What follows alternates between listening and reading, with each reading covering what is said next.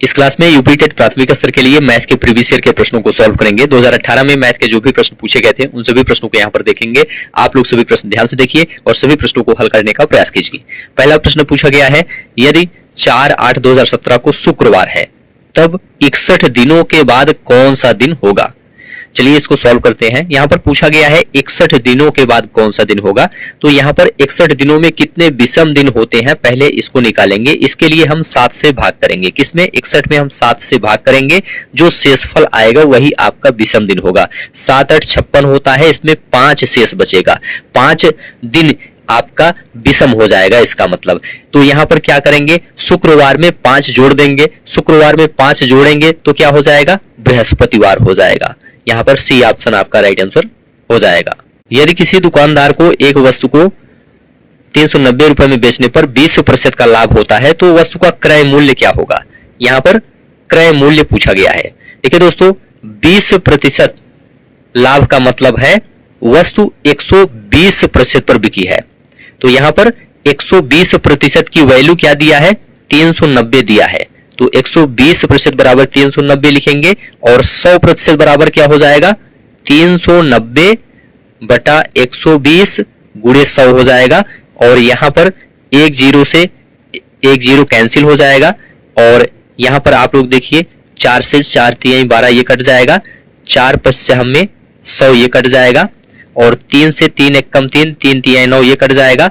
13 और 25 का गुणा कर देंगे। 13 5 65, 5 हासिल 6, 13 दूनी 26, 26 6 32। तो यहां पर कितना हो जाएगा आंसर, 325 रुपए। यदि किसी कस्बे की जनसंख्या 60,000 से बढ़कर 65,000 हो जाती है तो जनसंख्या में वृद्धि प्रतिशत बताइए। चलिए इसको सॉल्व करते हैं। प्रतिशत वृद्धि यहां पर पूछा गया है तो प्रतिशत वृद्धि का सूत्र होता है वृद्धि बटा मूल संख्या गुणे 100। वृद्धि कितने की हो रही है, 60,000 था 65 हुआ है तो यहाँ पर 5,000 की वृद्धि हुई है। तो 5,000 को ऊपर लिखेंगे। नीचे क्या लिखेंगे, नीचे जो मूल संख्या है, मूल संख्या क्या है 60,000 है तो 60,000 को नीचे लिखेंगे। ठीक है, और उसके बाद गुणे 100 कर देंगे। 2 जीरो से 2 जीरो ये कैंसिल हो जाएगा। 2 जीरो से 2 जीरो यहाँ पर कैंसिल हो जाएगा। 50 बटा 6 हो गया। 50 बटा 6 को क्या लिख सकते हैं, 6 8 48 2 50 मतलब 8 सही 2 बटा 6 लिख सकते हैं। और इसको सरल करेंगे 2 1 कम 2 2 3 6 मतलब 8 सही 1 बटा 3 लिख सकते हैं। 8 सही 1 बटा 3 यहाँ पर बी ऑप्शन राइट आंसर हो जाएगा। 8 सही 1 बटा 3। 40 व्यक्ति 30 दिनों में 200 केजी चावल खाते हैं, कितने दिनों में 30 व्यक्ति 500 केजी चावल खाएंगे। इसके लिए एक सूत्र होता है M1 D1 बटा W1 बराबर M2 D2 बटा W2। इसमें आप मान रख के इसको सॉल्व कर सकते हैं। M1 कितना दिया है, 40 दिया है, 40 व्यक्ति तो 40 लिखेंगे। D1 30 दिया है, 30 लिखेंगे। और W1 क्या है, 200 केजी है, 200 यहाँ पर लिख देंगे बराबर M2 यहाँ पर 30 है तो 30 लिखेंगे गुणे D2 ज्ञात करना है, कितने दिनों में 30 व्यक्ति 500 केजी चावल खाएंगे। D2 ज्ञात करना है बटा W2 500। इसको सॉल्व कीजिए जल्दी से। चलिए यहां पर इसको सॉल्व करते हैं। 1 जीरो से 1 जीरो ये कैंसिल, 1 जीरो से 1 जीरो ये आपका कैंसिल हो जाएगा। और इधर 1 जीरो से 1 जीरो ये आपका कैंसिल हो जाएगा। ठीक है, 2 से ये 2 दूनी 4 ये कैंसिल हो जाएगा। 2 3 6 इधर बचा, 6 बराबर 3D2 और नीचे यहाँ पर 50 है तो यहाँ पर 3D2 पक्षांतर कर लेंगे तो बराबर ये हो जाएगा 50 गुणे 6। D2 बराबर 50 गुणे 6 बटा 3, 3 दूनी 6, 50 दूनी 100। यहाँ पर 100D ऑप्शन आपका राइट आंसर हो जाएगा। 100 दिन, D2 बराबर 100 दिन आपका राइट आंसर हो जाएगा। आप इसको सॉल्व कर सकते हैं। एक समचतुर्भुज के विकर्णों की लंबाइयां 16 सेंटीमीटर और 12 सेंटीमीटर हैं। समचतुर्भुज की भुजा ज्ञात करना है।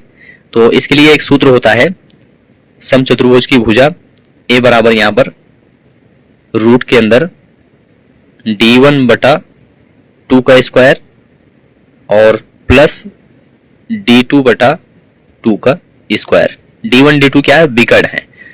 तो यहाँ पर देखिए विकर्णों की लंबाई यहाँ पर दी गई है 16 सेंटीमीटर 12 सेंटीमीटर। तो D1 में 16 रखेंगे तो 16/2 ये 8 का स्क्वायर हो जाएगा, प्लस D2 के स्थान पर 12 रखेंगे तो 12/2 2 छंग 12 यहाँ पर 6 का स्क्वायर हो जाएगा। तो यहाँ पर 8 × 64 प्लस 36 बराबर रूट के अंदर 100, इसका वर्गमूल क्या हो जाएगा 10 हो जाएगा। तो 10 सेंटीमीटर आपका राइट आंसर हो जाएगा। यदि 8 पेन का क्रय मूल्य 6 पेन के विक्रय मूल्य के बराबर है तो लाभ प्रतिशत है। इसके लिए एक सिंपल सा ट्रिक है, ध्यान रखिएगा। अंतर बटा विक्रय वाली संख्या गुणे 100, अंतर बटा विक्रय वाली संख्या गुणे 100 कर दीजिए, आपका आंसर आ जाएगा। अंतर यहाँ पर देखिए 8 पेन का क्रय मूल्य 6 पेन के विक्रय मूल्य के बराबर है। 8 और 6 का अंतर क्या हो जाएगा 2 हो जाएगा। 8 - 6 आप करिए पहले, उसके बाद नीचे विक्रय वाली संख्या लिखना है। विक्रय वाली संख्या यहाँ पर 6 है तो 6 लिखिए गुणे 100। सॉल्व कीजिए, 8 में से 6 घटाएंगे 2 हो जाएगा, 2/6 गुणे 100, 2 × 6 100/3। 100/3 को क्या लिख सकते हैं 33 सही 1/3%। तो यहाँ पर सी ऑप्शन 33 सही 1/3% आपका राइट आंसर हो जाएगा। चलिए नेक्स्ट है, निम्न में से कौन सी परिमेय संख्या 3/5 और 4/5 के मध्य नहीं आती है। तो इसके लिए विकल्प से आपको सॉल्व करना पड़ेगा। पहले 3/5 और 4/5 को दशमलव में बनाएंगे। 3/5 है, दशमलव बनाएंगे, दशमलव लगाएंगे 30 बन जाएगा, 5 अंक थी 0.6 हो जाएगा।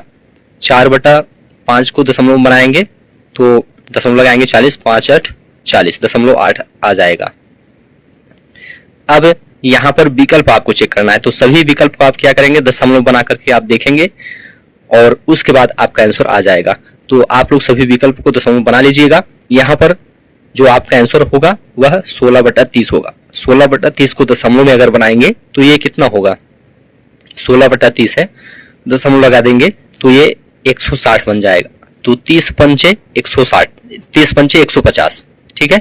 तो 5 बार जाएगा 150, 10 60, अभी 10 बचा हुआ है, दशमलव लगा है 100 हो जाएगा। तो 30 × 90 3 बार जाएगा तो 0.53 ये आएगा, 0.53। और यहाँ पर आप लोग ध्यान से देखिए 0.53, 0.6 या 0.8 के बीच की परिमेय संख्या नहीं है। कौन सा नहीं है आपको यह पूछा गया है, तो ये नहीं है इसके बीच की 0.6 और 0.8 के बीच, मतलब 3/5 और 4/5 के मध्य नहीं आती है 0.53 या 16/30। तो यही आपका राइट आंसर हो जाएगा। अन्य सभी आप लोग चेक करके देख लीजिएगा। यदि 3 पेन 2 पेंसिल 4 रबर का मूल्य 92 रुपए है तथा 8 पेंसिल 16 रबर का मूल्य 68 रुपए है तो 24 पेन का मूल्य क्या है। यहाँ पर दिया है 3 पेन प्लस 2 पेंसिल और 4 रबर का मूल्य 92 रुपए, 8 पेंसिल और 16 रबर का मूल्य कितना दिया है 68 रुपए। 8 पेंसिल 16 रबर को हम 2 पेंसिल 4 रबर के रूप में बनाएंगे तो इसके लिए हम 4 से इसमें भाग करेंगे। 8 पेंसिल है 4 से भाग करेंगे, 4 दूनी 8, 2 पेंसिल बचेगा इसमें और यहाँ पर 4 से भाग करेंगे, 4 × 16, 4 रबर बचेगा और 68 में 4 से भाग करेंगे 17 बचेगा। अब यहाँ पर सबसे ऊपर आप देखिए 3 pen plus 2 pencil plus 4 rubber बराबर 92 रुपए है तो 2 पेंसिल प्लस 4 रबर के स्थान पर 17 लिख सकते हैं। तो 3 पेन ये हो जाएगा प्लस 17 लिख देंगे, 2 पेंसिल और 4 रबर के स्थान पर बराबर 92 लिख देंगे। तो 3 पेन बराबर क्या हो जाएगा 92 में 17 को क्या करेंगे माइनस कर देंगे तो ये 75 आ जाएगा।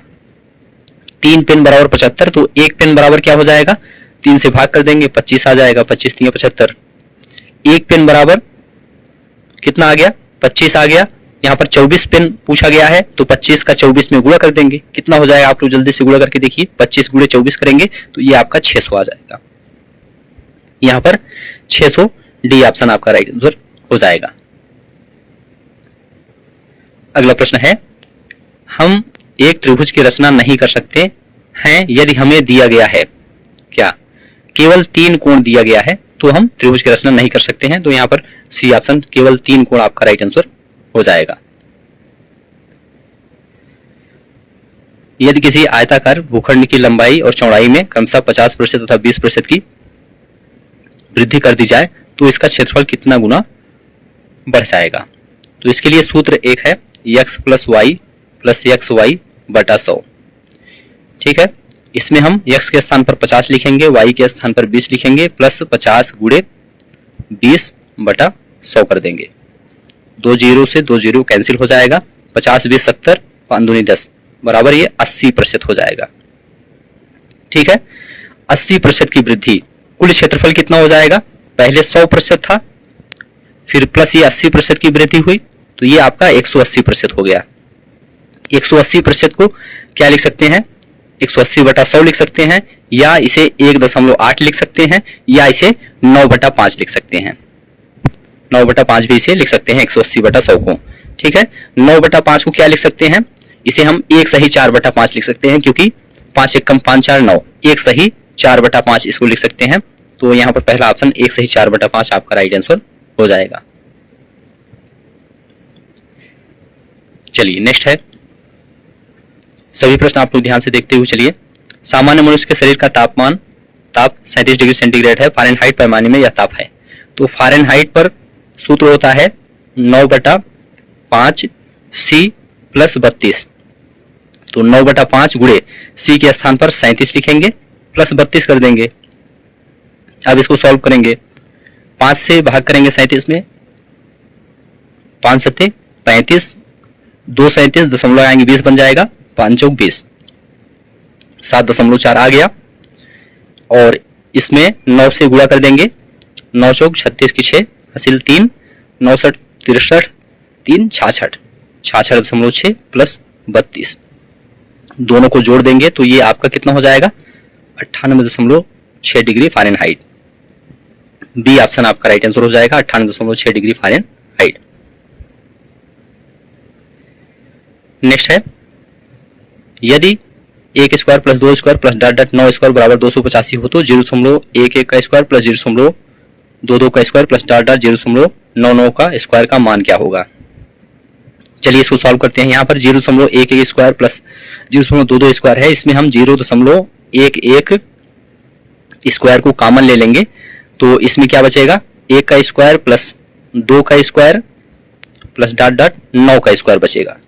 ठीक है, और इसका मान यहाँ पर 285 दिया है, तो यहाँ पर क्या करेंगे 0.11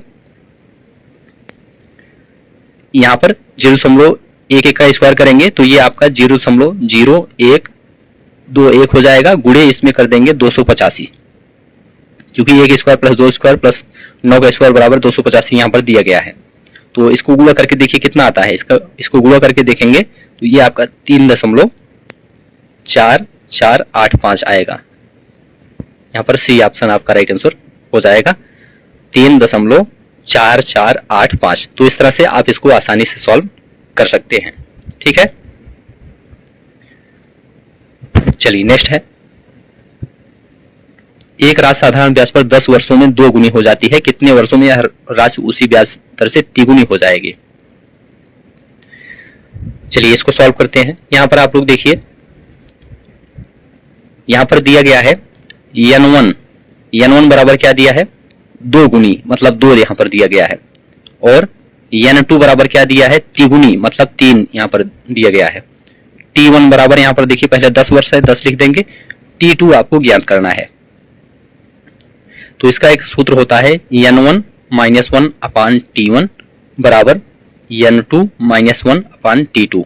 इसमें आप मान रखिए n1 के स्थान पर 2 लिखिए, -1 बटा नीचे t1 के स्थान पर 10, और आगे n2 के स्थान पर 3 -1 बटा t2 आपको ज्ञात करना है। 2 में से 1 घटाएंगे तो 1 बचेगा, ये आपका 1 बटा 10 इधर बचा, और आगे 3 में से 1 घटाएंगे तो 2 बचेगा, 2 बटा t2 बचा। ठीक है, तो तिरछा गुणा कर लेंगे, t2 बराबर क्या हो जाएगा 2 गुणे 10। ठीक है, 2 गुणे 10 बराबर 20 आपका राइट आंसर हो जाएगा। तो 20 वर्ष आपका राइट आंसर हो जाएगा, सी ऑप्शन। इस तरह से आप इसको सॉल्व कर सकते हैं। नेक्स्ट है, सभी प्रश्न आप लोग ध्यान से देखते हुए चलिए। 80 मीटर व्यास वाले एक वृत्ताकार पार्क के अंदर अधिकतम क्षेत्रफल का एक वर्गाकार खेल का मैदान बना है, खेल के मैदान का क्षेत्रफल आपको बताना है। देखिए दोस्तों, यदि वृत्त जो है, यदि वर्ग वृत्त के अंदर अधिकतम क्षेत्रफल का है तो वर्ग का विकर्ण वृत्त का व्यास होगा। तो यहाँ पर वर्ग का विकर्ण 80 मीटर होगा, क्योंकि 80 मीटर ही यहाँ पर व्यास दिया गया है। तो क्षेत्रफल बराबर क्या हो जाएगा, क्षेत्रफल यहाँ पर पूछा गया है, तो 1/2 गुणे विकर्ण का स्क्वायर करेंगे। तो 1/2 गुणे विकर्ण क्या है, 80 है, तो इसे 80 गुणे 80 कर देंगे। 2 से भाग करेंगे, ये 40 हो जाएगा, 8 चौक 32, यहाँ पर 3200 आपका राइट आंसर हो जाएगा, सी ऑप्शन 3200 मीटर स्क्वायर। तो इस तरह से आप इसको सॉल्व कर सकते हैं। ठीक है, 240 अंकों की एक परीक्षा में किसी परीक्षार्थी ने 52 अंक अर्जित किए, पाई आलेख में इसका संगत कोण है। चलिए, पाई आलेख में इसका संगत कोण पूछा गया है, तो इसमें कैसे सॉल्व होगा। सबसे पहले जो प्राप्तांक दिया गया है, प्राप्तांक 52, प्राप्तांक बटा कुल अंक गुणे 360 डिग्री कर देंगे इसमें। ठीक है, पाई आलेख में तो प्राप्तांक क्या है, 52 बटा कुल अंक कितना है, 240 गुणे 360। अब इसको सॉल्व कीजिए, आपका आंसर आ जाएगा। 1 0 से 1 0 कैंसिल हो जाएगा, 12 दूनी 24, 12 36 ये हो जाएगा, 2 से ये कट जाएगा, 26 हो जाएगा। तो 26 गुणे 3 बराबर 78 डिग्री। तो यहाँ पर बी ऑप्शन राइट आंसर हो जाएगा। यदि p का p प्रतिशत 36 है, तो p गुणे p बटा 100 बराबर कितना है, 36 है। तो p स्क्वायर बराबर क्या हो जाएगा, 36 का 100 में तिरछा गुणा हो जाएगा, तो ये 3600 हो जाएगा। तो p बराबर क्या हो जाएगा, 3600 का वर्गमूल क्या हो जाएगा, 60 हो जाएगा। ठीक है, तो p बराबर कितना हो जाएगा यहाँ पर, 60। 60 का मतलब यहाँ पर डी ऑप्शन राइट आंसर हो जाएगा, 60।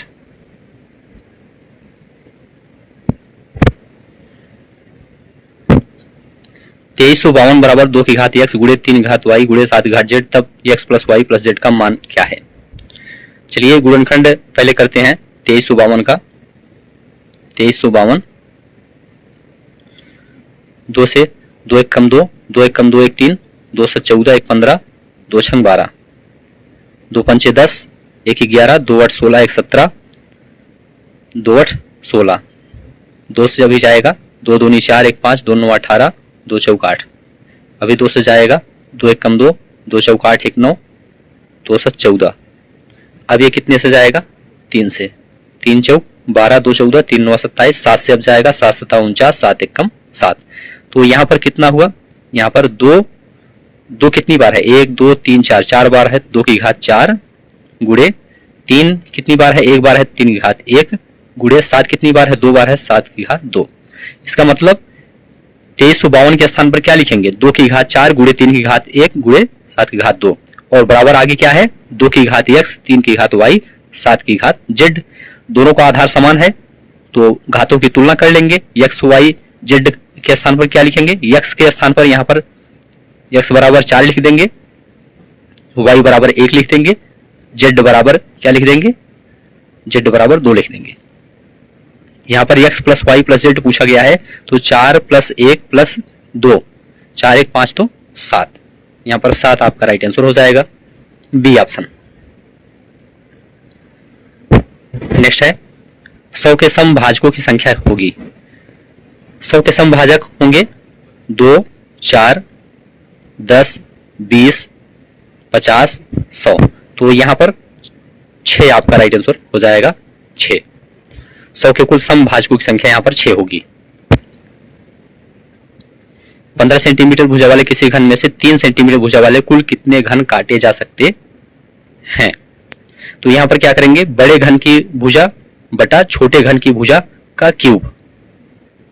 बड़े घन की भुजा क्या है, 15 है, छोटे घन की भुजा क्या है, 3 है, इसका क्यूब कर देंगे।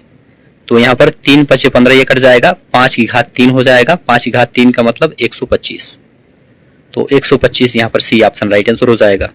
इस तरह से आप इसको सॉल्व कर सकते हैं। एक बहुभुज के अंतःकोणों का योग 2160 डिग्री है। बहुभुज की भुजाओं की संख्या यहाँ पर पूछा गया है।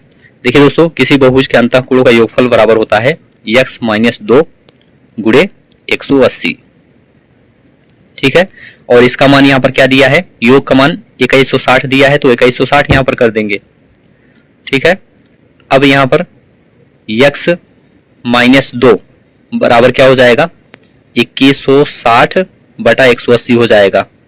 एक जीरो से एक जीरो आपका ये कैंसिल हो जाएगा। 18 से भाग करेंगे, 18 एक कम 18, 18 3 21, 36, 18 दूनी 36। तो x माइनस 2 बराबर 12 आ गया, x बराबर 12 2 14 हो जाएगा। यहाँ पर सी ऑप्शन 14 आपका राइट आंसर हो जाएगा। तो इस तरह से आप इसको सॉल्व कर सकते हैं। सबसे छोटी ऋणात्तर अभाज्य पूर्णांक पूछा गया है। सबसे छोटी ऋणात्तर अभाज्य पूर्णांक क्या है? 2 है। तो यहाँ पर 2 आपका राइट आंसर हो जाएगा। 1 सही 1/2 प्लस 11 सही 1/2 प्लस 111 सही 1/2 प्लस 1111 सही 1/2 बराबर है। चलिए इसको सॉल्व करते हैं। पहले जो भिन्न है उसको अलग जोड़ लेते हैं। तो यहाँ पर सबसे पहले 1 को अलग लिख लेते हैं, 1 प्लस 11 को अलग लिख लेंगे, प्लस 111 को अलग, प्लस 1111 को अलग, फिर प्लस 1/2 प्लस 1/2 प्लस 1/2 प्लस 1/2, 4 बार ये है। अब यहाँ पर जोड़िए 1 प्लस 11 प्लस 111 प्लस 1111, इसको जोड़ेंगे, ये आपका कितना हो जाएगा? ये आपका 1234 हो जाएगा। और यहाँ पर 1/2 प्लस 1/2 प्लस 1/2 प्लस 1/2 4 बार है, तो ये आपका 2 हो जाएगा। तो ये 1236 आपका राइट आंसर हो जाएगा। 1236 पहला ऑप्शन राइट आंसर हो जाएगा। तो इस तरह से आप इसको सॉल्व कर सकते हैं।